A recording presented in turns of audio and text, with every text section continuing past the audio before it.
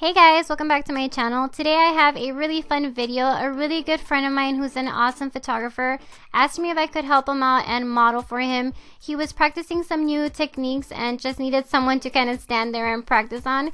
And along the way he was really helpful, gave me some really useful tips for my blog and also for my YouTube as far as lighting and some camera tricks. So I'm really happy that he was able to help me out with that along the way.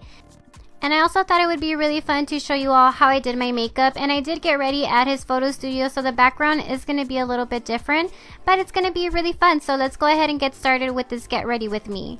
So I'm going to start by applying my eyeshadow base, and I'm using this one from Jordana, of course, in Continuously Almond. And I'm just applying this all over my lid and blending it out softly with my ring finger.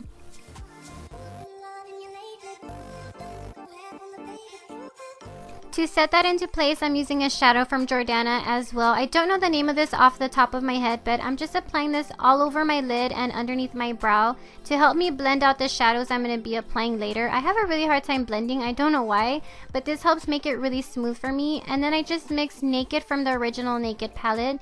And then I'm also going to mix in this shade that's from Tarte. It's from their holiday collection. And I'm using a blending brush from e.l.f. which is perfect for cutting the crease. And I'm just doing like a soft cut crease. I applied this kind of like above my natural crease or where the fold in my eye is. And then I switched over to a big fluffy brush from Sephora, and I just continued to blend this until I felt like my arm was gonna fall off. But that's really the key to eye makeup, is just to make everything really seamless and really nice and smooth. So just keep blending until you get it to where you want it. And then I went over back to that same palette and I picked up the really dark chocolate brown shade with a tapered blending brush from, this is from Luxie Beauty, I believe. And I'm just going to apply this on the outer portion of my eye just to add some depth. Now, I don't like to use black shadows when I'm doing photography or taking photos because my eyes are naturally really dark, so they can look really intense if I use like black shadows. It just doesn't work for me, so I prefer using a chocolate brown. And then I switched over to a MAC 217 brush, and I'm just making sure that everything is really soft, and I didn't apply any shadow on this brush. It's nice and clean.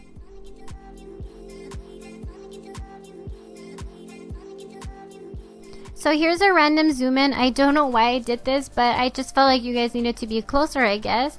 But what I did next was take Shimma from Makeup Geek on a shadow brush from e.l.f. and I'm just applying this on the inner portion of my eye. And nothing fancy, guys. All I did was just blend it out with my finger slightly towards the center of my lid.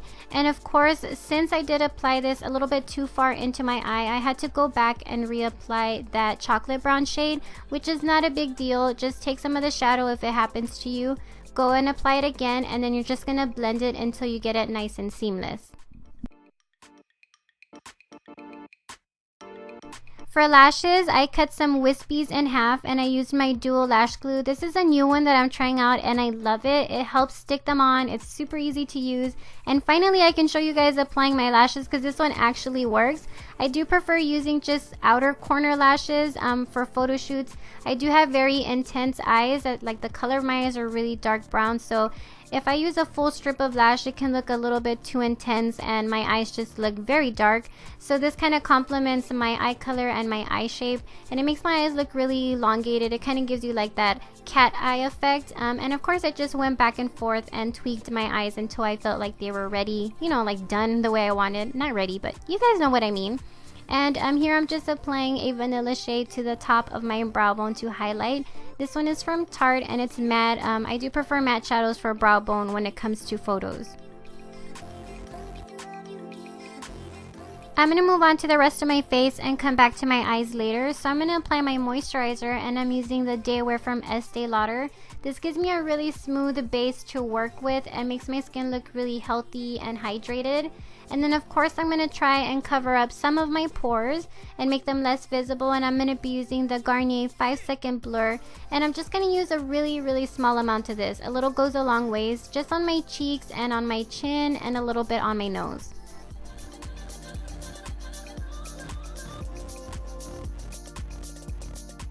Alright, so let's talk about the foundations I used. I went ahead and used my trusty Estee Lauder Double Wear with the Maybelline Fit Me mixed together. Now I know the Maybelline has SPF in it, but I did ask my friend if there was any kind of flashback coming off from this kind of foundation, and he said that everything looked fine. and it actually made my skin look really smooth and not cakey, which is why I like this combination. It kind of gives me the best of both. The last photo shoot that I had, I only used the double wear and it looked really heavy, and this just made a really nice balance with both of these textures together, which I really liked. And then I went ahead and concealed underneath my eyes with the LA Girl Pro Concealer, and this has a peachy undertone, so it's not going to highlight too much, but it is going to give me almost like a subtle highlight. So I just applied this underneath my eyes, down the bridge of my nose, a little bit on my chin, and then I had some blemishes that I just kind of tapped this over, and it just helped conceal them a little bit.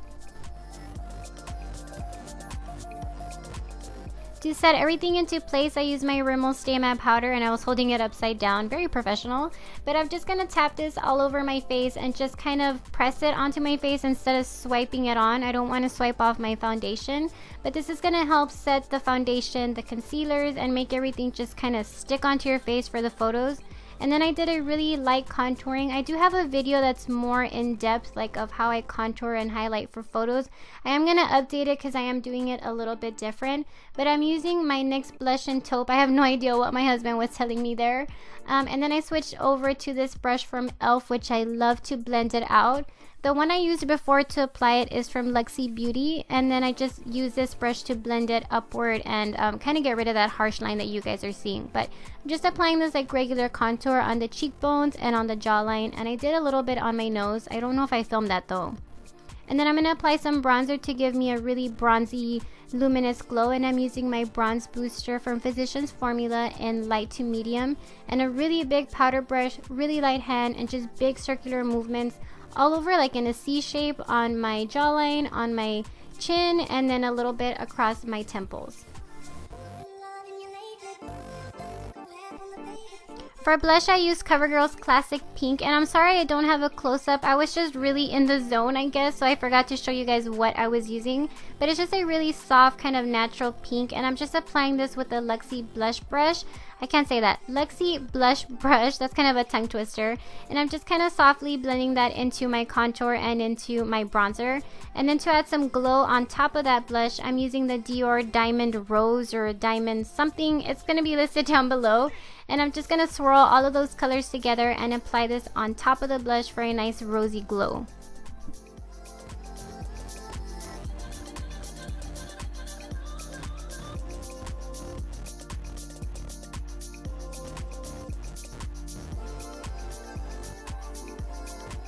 Going back to the eyes to finish them off, I'm going to take a brown pencil liner. This one's from Rimmel. And I'm going to do the same thing that I did in my Victoria's Secret inspired makeup look, which I'll link down below in case you guys want to check it out. But I'm just going to apply that to the outer corner of my eye and softly just blend that into my lash line and just smoke it out slightly to balance the top of my eyes with the bottom. And of course, pretty normal, just applying some mascara. I just did one light coat to blend in my falsies with my real ones. And I did forget to apply mascara on my bottom lashes, but it really didn't make a difference anyways. It wasn't noticeable, so it all worked out in the end and it was fine. And then I moved on to finishing off with my lip color, and I'm using this pencil from Essence. It's just a nice rosy mauve shade, and I'm following the natural shape of my lips and outlining them.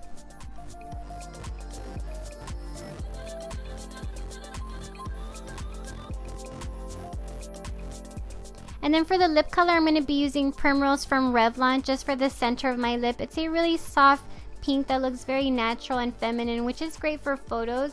And in case you guys didn't notice, I do have liner on now. I forgot to press the record button. I was so mad. But I just have my L'Oreal gel liner to cover up my falsies, and I did a really small baby flick.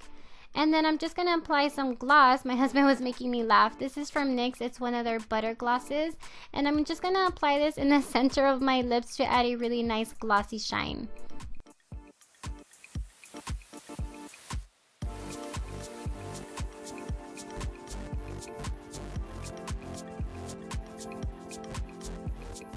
So this is the final look. I hope you guys enjoyed getting ready with me for a photo shoot. I had an awesome time filming this and taking photos. If you guys want to see what they turned out like, you can click here, and I'll also have my blog linked down below.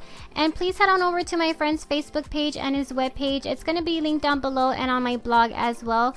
So thank you guys so much for watching. Please subscribe, and I will talk to you really soon. Bye!